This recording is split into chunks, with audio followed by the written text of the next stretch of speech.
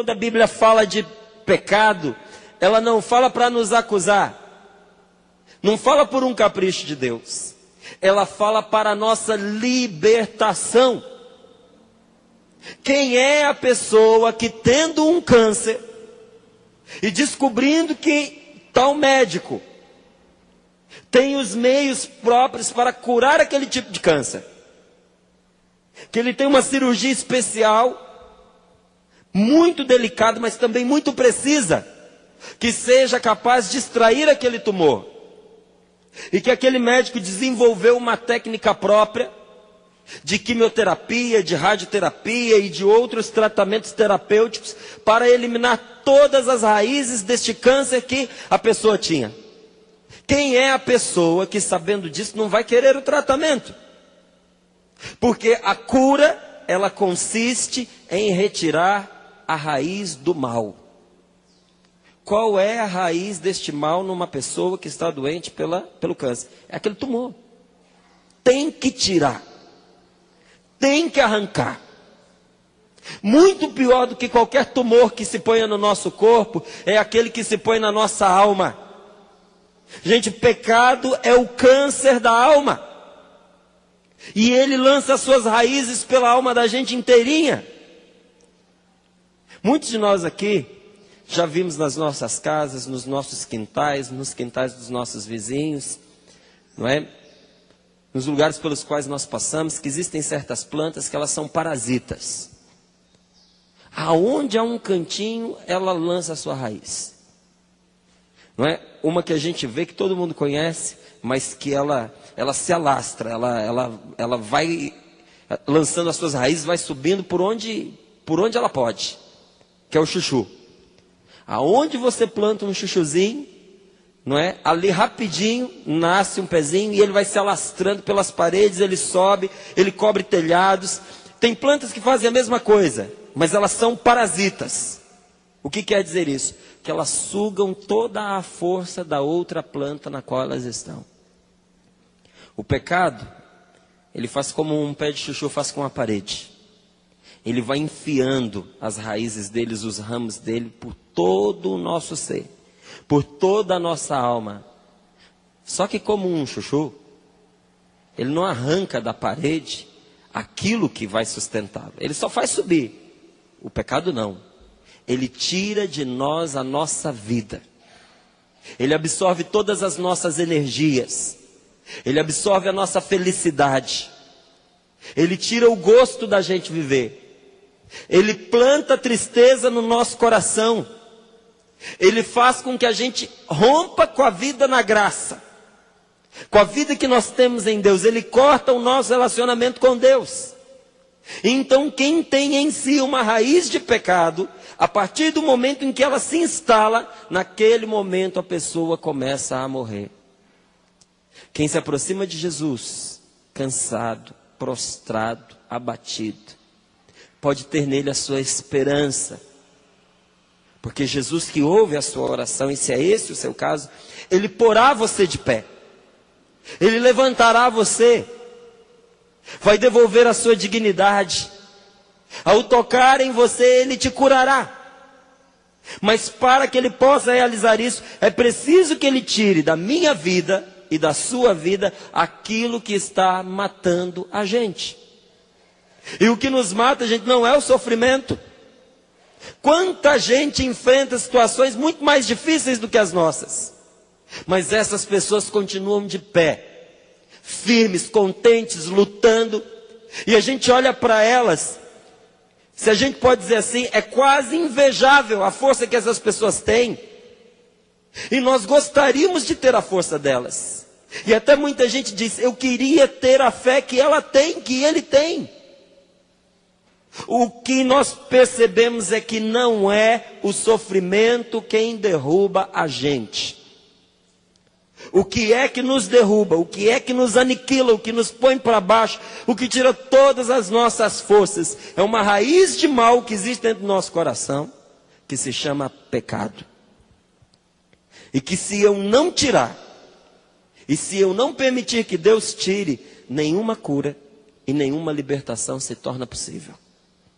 A minha libertação começa no momento em que Jesus Cristo, pela força de sua santa cruz, pela força de seu sangue derramado, Ele golpeia na raiz esse mal que atingiu a minha vida.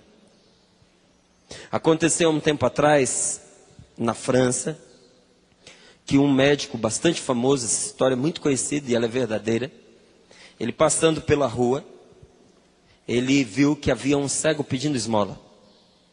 E ele era médico oftalmologista, um grande cirurgião, um grande especialista, e ao ver aquele homem cego, ele percebeu que ele poderia curá-lo.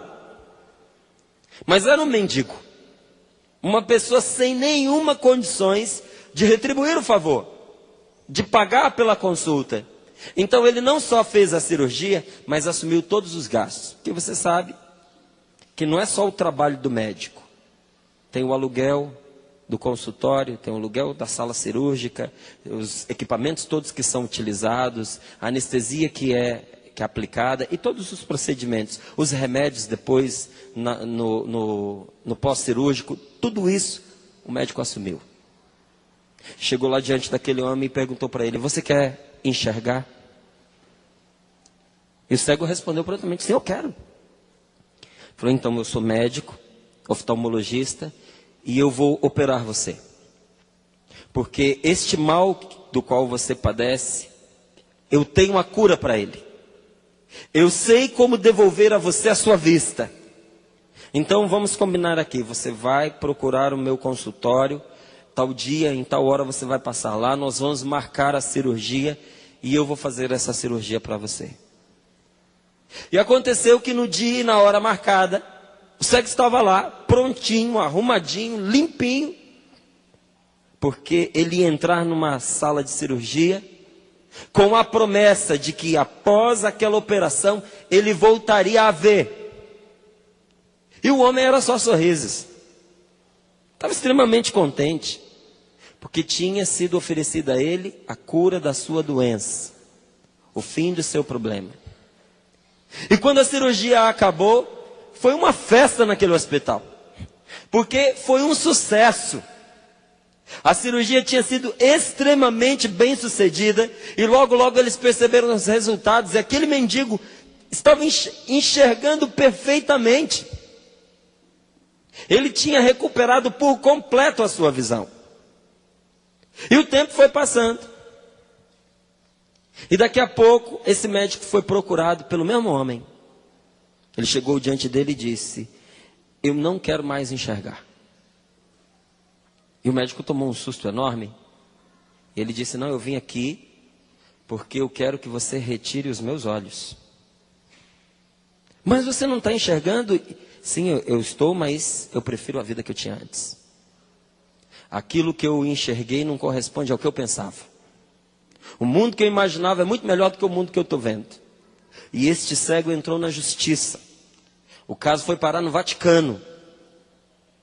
E o cego ganhou a causa, o ex-cego. E foi determinado que lhe fossem retirados os olhos. E ele morreu cego. O pior cego que existe, gente, não é aquele que não enxerga, mas é aquele que não quer ver. Pior cego que tem. Porque tem pessoas que não conseguem enxergar, mas tem pessoas que não querem enxergar. E a gente não quer enxergar quando a gente distribui a responsabilidade sobre 1000 coisas, mas a gente não vai ao principal, ao fundamental, aquilo que está absorvendo a nossa vida e está destruindo a possibilidade da nossa salvação, que se chama pecado. Enquanto a gente não enxergar esse mal e não arrancá-lo da nossa vida, Deus pode dar o que você pedir. Deus pode dar o que você quiser. Mas por mais que você receba, não será o suficiente para preencher esse vazio que tem dentro do seu coração. Não será o suficiente para dar a você a felicidade que você está buscando. Porque a nossa cura e a nossa libertação passa pela destruição do pecado que existe em nós, em mim e em você. Queria que você abrisse a sua Bíblia em Eclesiástico, no capítulo 21. versículos de 1 a 8. E diz assim a palavra de Deus: Filho, pecaste, não o faças mais. Mas ora pelas tuas faltas passadas, para que te sejam perdoadas. Foge do pecado como se foge de uma serpente, porque se dela te aproximares, ela te morderá. Os seus dentes são dentes de leão, que matam as almas dos homens. Todo pecado é como uma espada de 2 gumes. A chaga que ele produz é incurável. O ultraje, a violência destroem as riquezas. A mais rica mansão se arruína pelo orgulho. Assim será desenraizada a riqueza do orgulhoso. A oração do pobre eleva-se de sua boca até aos ouvidos de Deus. E Deus se apressará em lhe fazer justiça. Aquele que odeia a correção segue os passos do pecador. Aquele que teme a Deus volta ao seu próprio coração. De longe é conhecido o poderoso de linguagem insolente, mas o homem sábio sabe como se descartar dele. Palavra do Senhor. A palavra de Deus nos dá aqui um remédio, um caminho, uma receita para a nossa libertação e para a nossa cura. Que caminho é este? O caminho pelo qual na nossa vida o pecado é destruído.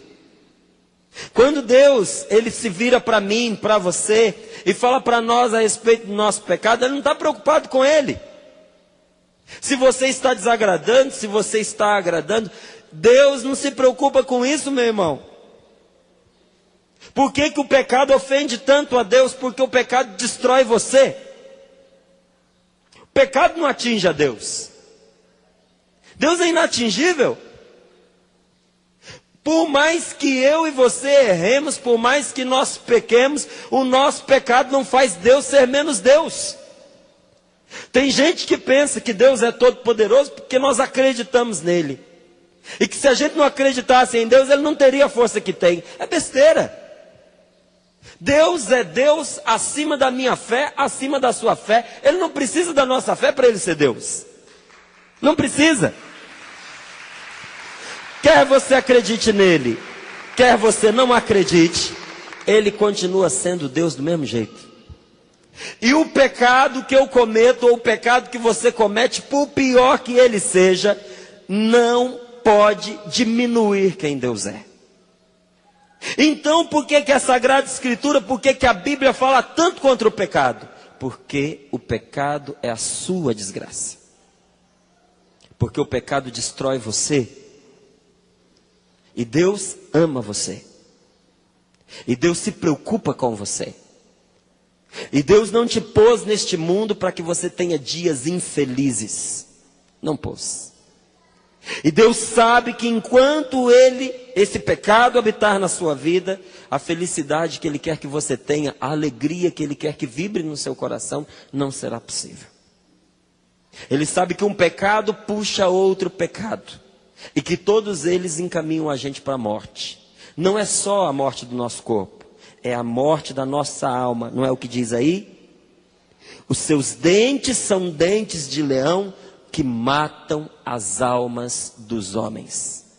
O que é que o pecado mata? O que é que ele mata? As almas dos homens. E a gente pode até pensar, não, mas matar a minha alma, eu não vou sentir. Como é que eu vou sentir as consequências da morte da minha alma nesse mundo, nessa vida? Você sente? Porque não pense você que as pessoas decidem de uma hora para outra que a vida delas não presta e que elas não querem mais viver. Quando uma pessoa chega, gente, a tomar a decisão de acabar com a sua vida nesse mundo, e você sabe que isso acontece, faz a gente pensar, por que tanta gente tirando a própria vida, se a vida é o dom mais precioso que a gente tem? Quando uma pessoa chega ao ponto de tirar a vida do seu corpo, é porque a sua alma já estava morta. A gente morre primeiro por dentro. E a